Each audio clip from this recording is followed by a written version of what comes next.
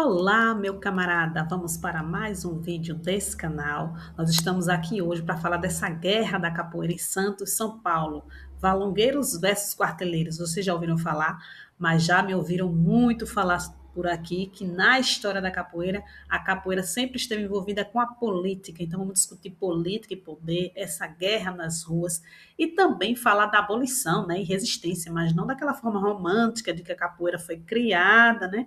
Que a origem da capoeira, a capoeira foi criada para a resistência dos negros escravizados, não foi dessa forma, porque aqui nós trabalhamos com a história da capoeira, com documentação, com muito estudo, com muita pesquisa, e se você quer estudar, fica comigo até o final para entender.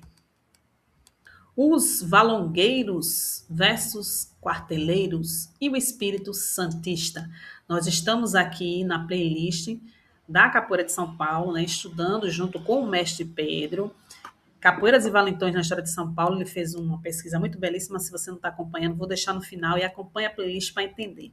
A capoeira em Santos, né, nós vamos trabalhar hoje, mais especificamente, seu entrelaçamento com a política, a rivalidade entre esses dois bairros e a luta abolicionista no século XIX.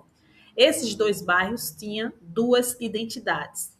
Mas sempre que a gente estuda a história, né, e a história da capoeira também, a gente tem que contextualizar. Então, a urbanização de Santos remonta ao século XVIII, quando a cidade era dividida em dois núcleos distintos. O Valongo, né, o mais recente, denominado pelo comércio, e por elementos de origem portuguesa. Lembra aí que os habitantes eram de origem portuguesa. Já os quartéis, mais antigos, concentravam funções militar e administrativa, com população de condição mais modesta, caboclos, mulatos, aqueles nascidos no Brasil, que viviam da pesca e extração de lenha nos mangues. Esses moradores dos quartéis desenvolveram um rancoroso sentimento nacionalista, né? Lembra, né, do patriotismo, dando início a uma disputa comercial com esse bairro vizinho. Então, eu trouxe aqui para vocês visualizarem o mapa de Santos de 1878. Esse mapa, né, da cidade de Santos foi traçado por Jules Martin lá em 1878 e foi reproduzido por Lauro Ribeiro na Cartilha de Santos em 1980.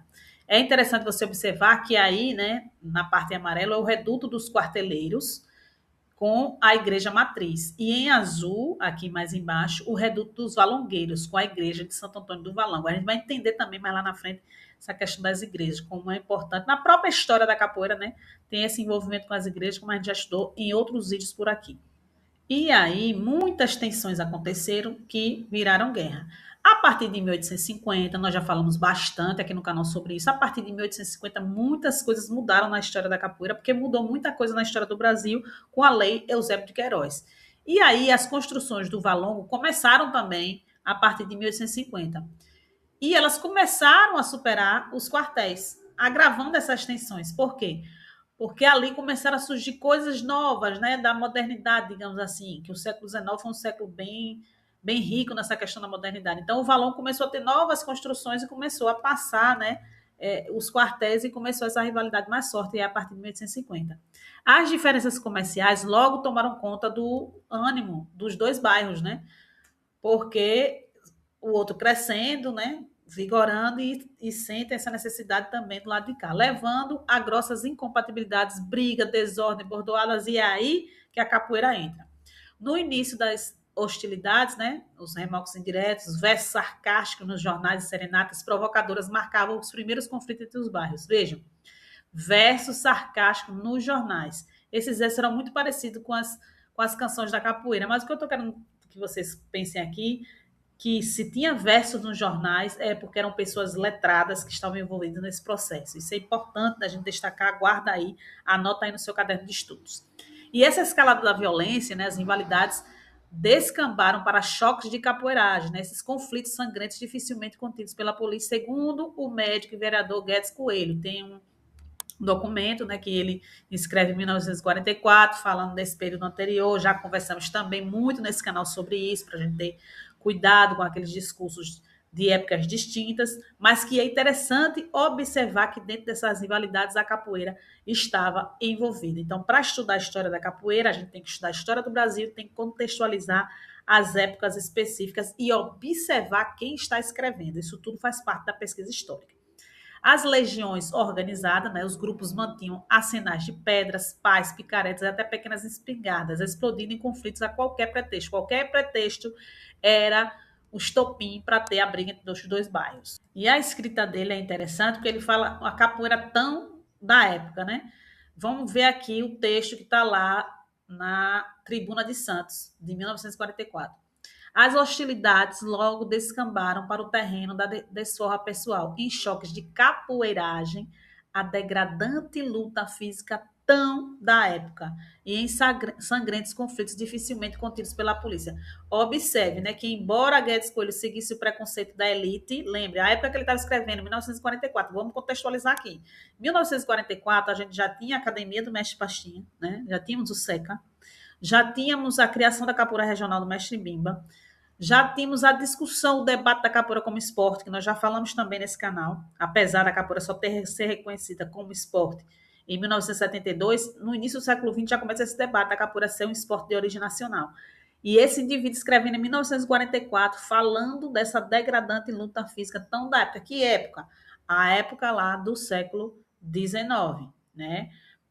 O preconceito que se tinha nos jornais da época era justamente isso, né? Capoeira como vadio, como vagabundo. Nós também já falamos muito nesse canal sobre isso, né? Capoeira, na maior parte do tempo, né? São trabalhadores, tá sempre ligado à classe trabalhadora, mas a elite tem esse preconceito e joga no rol dos vadios. São várias questões que a gente já discutiu muito por aqui. Se você não está acompanhando o canal, se inscreva e acompanhe os vídeos aí, que nós já falamos muito sobre isso. Então, o seu relato confirma que a prática, esse ponto é importante, era comum e reconhecida. Todo mundo sabia que existia capoeira ali no século XIX.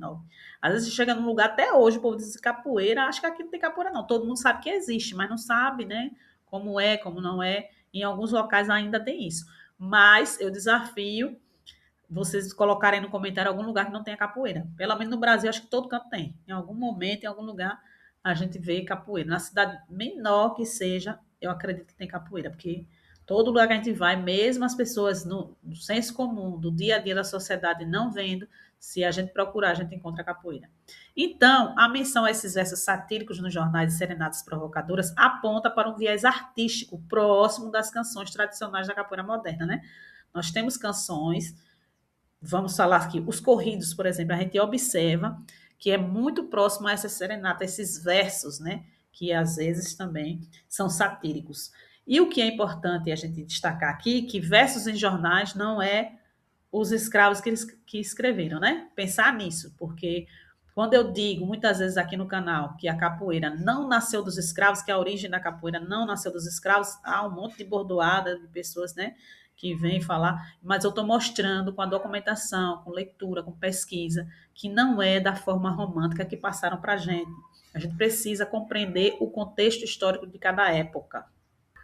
Mas vamos entender essa questão das igrejas, né, que são os marcos territoriais. A igreja marca um território, né? A igreja matriz marca o territorial dos quarteleiros, identificada ali pelo número 9 no mapa, né, que nós vimos no mapa anterior de 1878.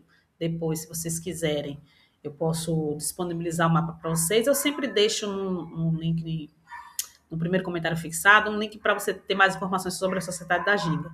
E o pessoal da Sociedade da Ginga, se quiser ter acesso, vai falar lá no grupo, na comunidade, que eu passo para vocês. As missas da matriz, os do Valongo, não podiam ir sem risco, pauladas e coisas piores. A igreja de Santo Antônio do Valongo, Reduto dos Valongueiros, está identificada lá no mapa, número 30, né? As missas de Santo Antônio, o do quartel não podia comparecer em segurança, né? Era muito perigoso você ir de uma missa para outra missa, você sendo de outro bairro. Assim como na Corte Imperial, lembram que a gente já estudou na playlist A Capoeira Escrava, do professor Carlos Eugênio Líbano Soares. Quem não viu essa playlist, vou deixar no final também, quando terminar esse vídeo aqui, você vai lá e assiste para entender. Que os capoeiras se penduravam lá no sino das igrejas, né? Para marcar território, eles faziam alcobracias, questões bem difíceis, né, com o corpo, e isso gerava muitas polêmicas, né, com relação aos capoeiras. E lá também no Rio de Janeiro, essas edificações, essas igrejas, né, tornaram-se marcos geográficos para esses grupos, para os grupos rivais, que eram denominados maltas. Mas lembre, malta é uma denominação dada pela elite, pelos jornais, por aqueles que estavam observando a capoeiragem. Os indivíduos praticantes da nossa luta, né, da capoeira, não se denominavam como maltas. Isso aí foi uma denominação dada por outros. Eles se denominavam, segundo Plácido de Abreu, no seu livro Os Capoeiras, ele também era capoeira, era um indivíduo branco, republicano, mas também fez capoeira, os indivíduos se denominavam como partido. E isso é também interessante para a gente ver como o envolvimento com a política, né, era muito forte.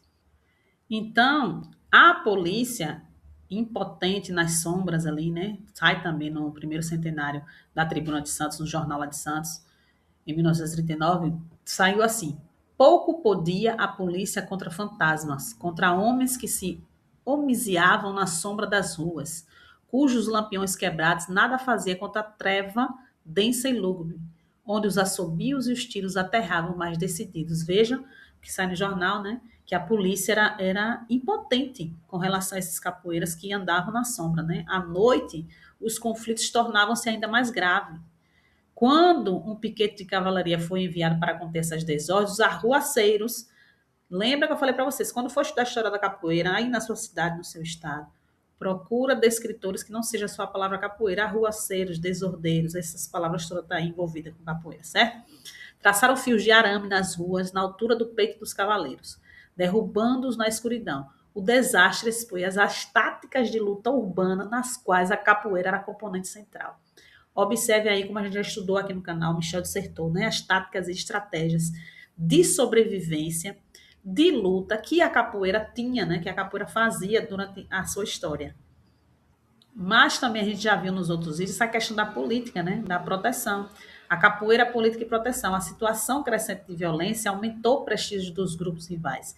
E a própria política, liberais e conservadores, passou a contar com elas para as eleições, dispensando-lhes para isso a proteção que podia. Então, os capoeiras estavam sempre envolvidos com a política, né? A proteção política aos capoeiras. Capoeiras, escravos, libertos, obtinham proteção das autoridades em troca de serviços eleitorais, tanto para conservadores como para liberais. A gente já viu isso na playlist do professor Carlos Eugênio, né? Da capoeira escrava. E a gente viu isso bem forte lá na Sociedade da Ginga, com a negrada instituição também do professor Carlos Eugênio Líbano Soares. Aqui ele discute também, o mestre Pedro discute também os capangas eleitorais. Os capoeiras presos na década de 1870 pertenciam a homens ilustres da sociedade que usavam para decidir eleições. A prática que era similar, tanto no Rio de Janeiro como no Pará. No Pará, se você não for inscrito no canal, se inscreva, né? Se quer que eu continue produzindo vídeo aqui para você, porque nós vamos estudar esse livro do Pinheiro Leal sobre essa capangagem no Pará, né? O Pará republicano e os capoeiras lá. Eu quero trazer esse livro porque eu acho que é um livro muito importante para a nossa pesquisa histórica com capoeira. Todas as pesquisas são importantes, inclusive, capoeira, se você no seu estado não tem pesquisa histórica, você pode ser pioneiro, como eu fui pioneira em Sergipe. Você pode encontrar um documento, mas não sabe o que fazer com ele. Então, eu estou com uma mentoria aberta, não sei se vocês sabem o que é, mas eu vou deixar o link na descrição para quem quiser preencher o formulário. Preenchendo o formulário, eu entro em contato e a gente faz um call para eu explicar os programas de mentoria, onde eu posso te ajudar no seu projeto de pesquisa, de mestrado, de doutorado, de graduação, ou se você simplesmente achou o documento. Tem muitas pessoas que encontram um documento, mas não sabem o que fazer com ele. Por exemplo, a gente já viu capoeira no Ceará, que não tem pesquisa acadêmica, mas já tem lá nos jornais, eu já encontrei algumas documentações com a pesquisa a capoeira no século XIX no Ceará. Falta pessoas do Ceará se interessar por isso, ou de outro estado qualquer, porque o documento está online, na Biblioteca Nacional, você pode pegar, e eu posso te ajudar nessa mentoria. Só que a mentoria só tem uma vaga. Como só tem uma vaga, você vai preencher, eu vou fazer, só preencha aqueles que realmente tiverem interesse. Por quê? Mesmo só tendo uma vaga, eu vou selecionar essa uma vaga de agora e daqui a 3, 4 meses, quando eu abrir novamente a mentoria, porque eu não posso abrir várias, porque é um acompanhamento diário, direto no seu projeto, te ajudando a escrever, é um acompanhamento muito junto, né? Então, não tenho condições de pegar mais de um mentorado. Então, nessa mentoria, quem preencher o formulário, daqui a 3, 4 meses, quando abrir uma nova vaga, se você não for selecionado agora, eu aviso primeiro aos que preencheram o formulário, que são pessoas já que estão interessadas no trabalho, né? Para depois de entrar em contato com as pessoas que preencheram o formulário, para depois divulgar em outros locais. Mas vamos voltar por aqui. Estratégia social desse momento. A rede de proteção das maltas revelava como na corte uma estratégia social sofisticada que lhes garantia domínio na marginalidade urbana por décadas. Essa questão das maltas é muito interessante, porque a gente pensou durante muito tempo, eu pelo menos pensei durante muito tempo, que as maltas teriam terminado com a repressão lá do Sampaio Ferraz. Mas a gente percebe com a pesquisa do professor Antônio Liberac, né, que trouxe uma pesquisa também interessante para a gente, também é um vídeo que está na Sociedade da Ginga, se você entrar na Sociedade da Ginga, você vai ter acesso a todos esses vídeos. E o professor Antônio Liberac traz para a gente isso, que em 1938, por aí, 28, a gente vê processo, crime, envolvendo as maltas ainda no Código Penal de 1890. Porque lembre, a capoeira só deixa de ser crime quando tem um novo Código Penal em 1941. Não existe esse decreto de Getúlio Vargas dizendo que a capoeira deixou de ser crime lá na década de 30. Não existe. O que existe é novo Código Penal 1941, a capoeira deixa de ser crime. Então, antes disso, foi preso por capoeira, ele era enquadrado no Código Penal, artigo 402 a 404, como capoeira, né? Mas aqui em Santos tem algo interessante, né, que é o Milagre de Santo Antônio, em 1860. A Companhia de Estrada de Ferro Santos Jundiaí tentou demolir o convento, a igreja de Santo Antônio do Valão. Quando operários foram retirar a imagem do santo para destruir a igreja, não conseguiram. Por mais que viessem muitos homens, não conseguiram. Então, esse episódio comoveu os operários, né? E a população, desencadeando um movimento de resistência que uniria os rivais históricos da cidade. Esse ponto aqui específico, veja como é importante a questão da igreja, né? Uniu os dois bairros, eles tiveram uma trégua para lutar contra, né, essa demolição. A trégua somos todos santistas, né? Também está no jornal A Tribuna de Santos, se quiserem pesquisar. Quarteleiro, gente brava como nós, façamos uma trégua em nossas diferenças, somos todos santistas, os valongueiros. Meia hora após o cartaz, moradores dos quartéis formaram um batalhão de 200 a 300 homens, meninos, rapazes, adultos armados de instrumentos de toda a natureza. Nas esquinas das ruas de Santo Antônio e, e na Rua do Sal, encontraram-se com a tropa do Valongo. Em vez de brigas, saudaram-se em massa e abraçavam-se os chefes. Tem até uma imagem, né, que o mestre Pedro traz para a gente, desse momento, eles tocando na mão, né, um na mão do outro, e você observando aí esse desenho do José Washington Rodrigues, do encontro desses valongueiros e quarteleiros, publicado nessa edição da Tribuna de Santos, de 1939. Nota-se também a participação de homens de classes distintas, porque alguns senhores estão de cartola e outras pessoas estão descalças. A gente já conversou também nesse canal sobre a questão dos sapatos, né? Se você não viu o vídeo sobre os sapatos na história da capoeira, você veja para entender, né, essas questões aí. Alguns com ferramentas do cotidiano, como foice, outros carregando em espingarda, você vai vendo que está a mistura de classes aí nesse momento. Então, a vigilância popular e o aviso imperial.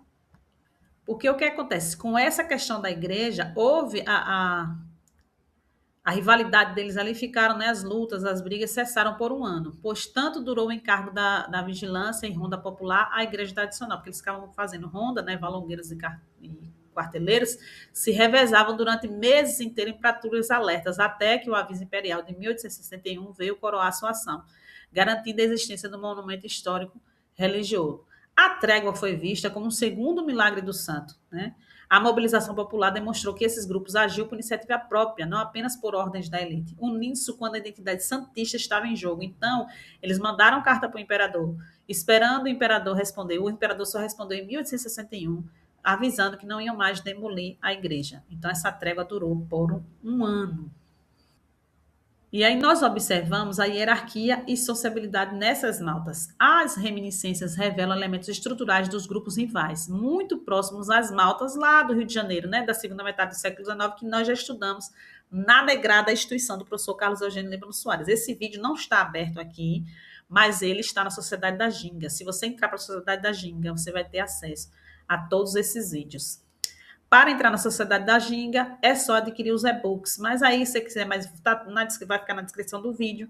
Mas se você quiser mais informações, eu deixo no primeiro comentário fixado um link para você entrar em contato e perguntar se você quiser mais informações sobre a Sociedade da Ginga. Mas aqui nesse caso, né, a gente já viu os menores, né, os meninos aprendizes, chamados de caxinguelês, nas maltas cariocas, que precisavam provar versatilidade no combate das ruas, uma composição similar observada nos quarteleiros. A gente vê lá no livro do professor Carlos Eugênio Líbano Soares, que no Rio de Janeiro esses meninos eram chamados de caxinguelês. Isso no livro A Negrada Instituição, certo? Chefes e hierarquias. A existência de chefes indica líderes com melhores condições de relacionamento, tanto entre iguais quanto com a elite. Em todos os locais que a gente vê de regiões do Brasil, existia esses chefes. Inclusive, nós temos no Rio de Janeiro, já estudamos também sobre isso, Manduca da Praia, que era o chefe de uma malta no Rio de Janeiro, né? E aí você observa que aqui também, em São Paulo, existiam esses chefes. O povo ao redor havia distinção entre os grupos armados, capoeiras ou não, e as pessoas simples que apenas se aglomeravam no entorno dos combatentes. Tinha aqueles que lutavam e tinha aqueles que eram o povo, né, que estava ali só observando. Mas aí eles tiveram essa trégua e teve o retorno das rivalidades em 1874. A trégua durou até 1874, quando questões políticas reacenderam os conflitos. O estopim foi a morte súbita do poeta e advogado Joaquim Xavier da Silveira, aos 34 anos. Ele foi vítima da varíola. Essa figura é uma figura abolicionista central aqui em Santos, desde 1871. Sua perda exaltou esses ânimos políticos, né? Você vê um texto aqui de Luiz Gama, que ele fala que enquanto Xavier da Silveira viveu, uma luz vinha de Santos, porque ele era o porta-bandeira da abolição na província de São Paulo. Se você não conhece Luiz Gama, eu convido a conhecer, né? Filho de Luísa Maim. É muito interessante a história, para a gente também fazer as nossas próprias conjecturas com relação à história da capoeira. Sempre trago para vocês alguma indicação de livro ou de filme, então vou deixar a indicação do filme Doutor Gama. É um filme bem bacana para você entender melhor. Então, o grupo do Valongo, liberal na convicção, fez frente aos conservadores dos quartéis e ressurgiu a velha rivalidade com pleno recrudescimento do antigo ódio, ou seja, a partir da morte do Xavier da Silveira, acontece de novo o estopim para a rivalidade entre valongueiros e quarteleiros. E aí cada um vai seguindo o seu grupo político, né? Os capoeiras como capangas eleitorais, nós já estudamos também bastante por aqui sobre isso.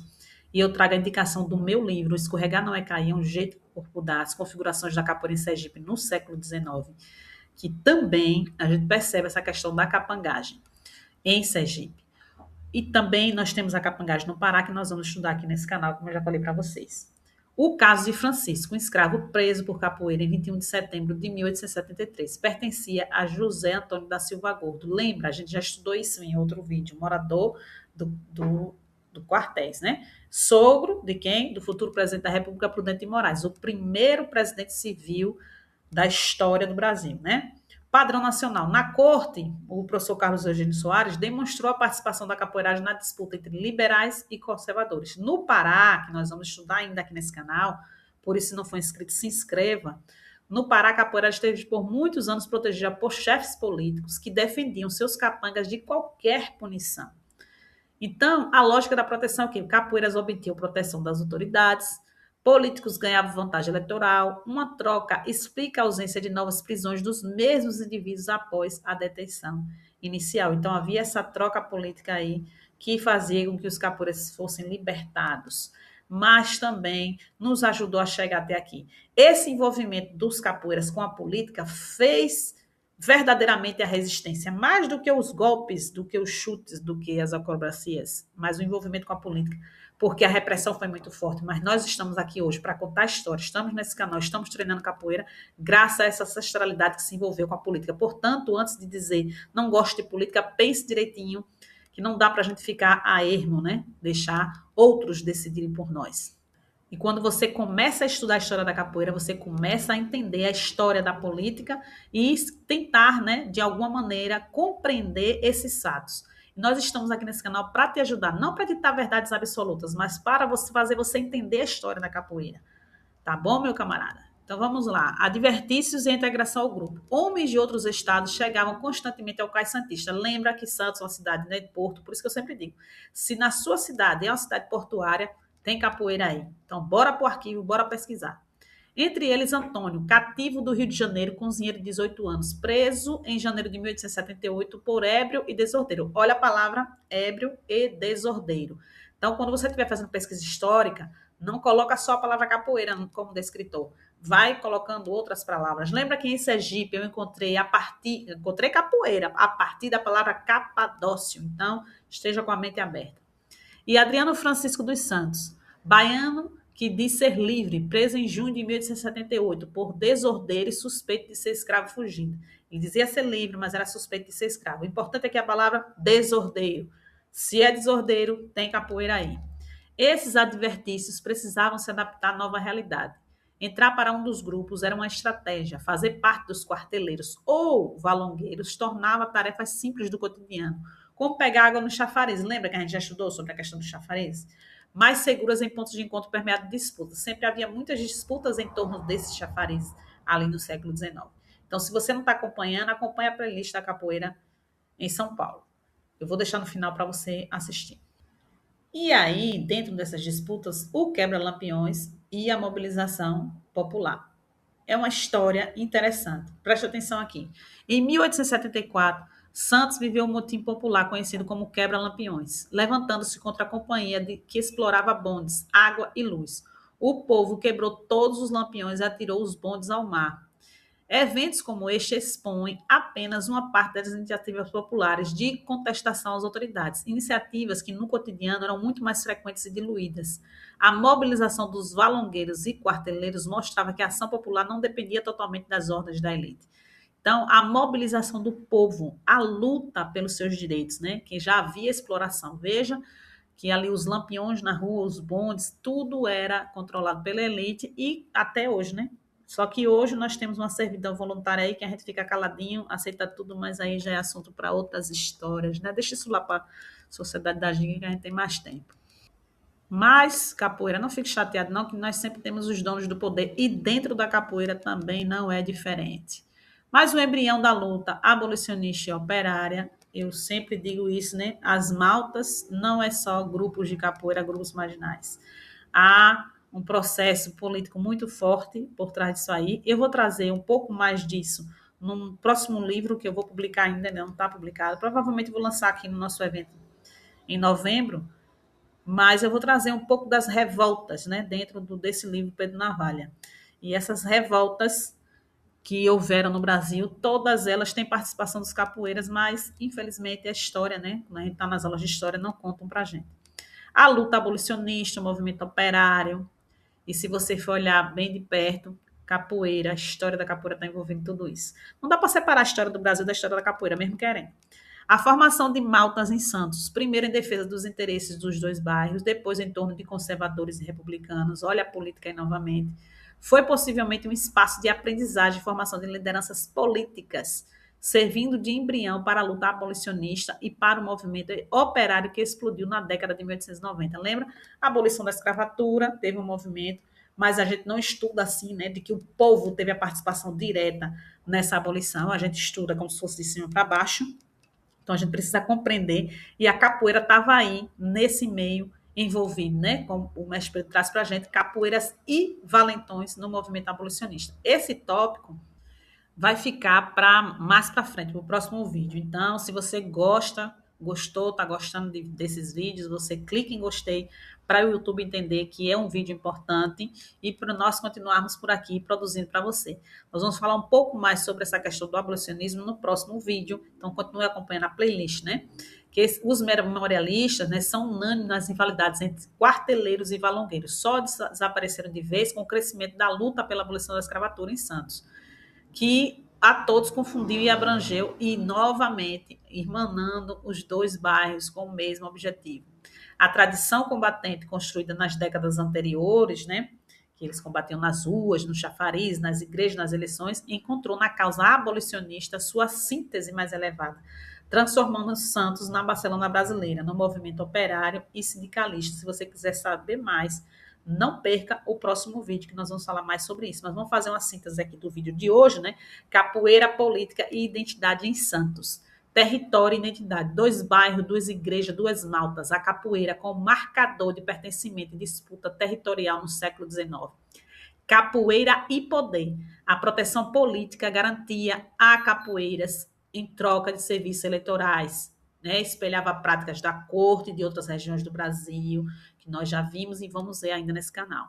A unidade santista, né, o milagre de Santo Antônio de 1860, revelou que a identidade coletiva podia superar rivalidade, somos todos santistas.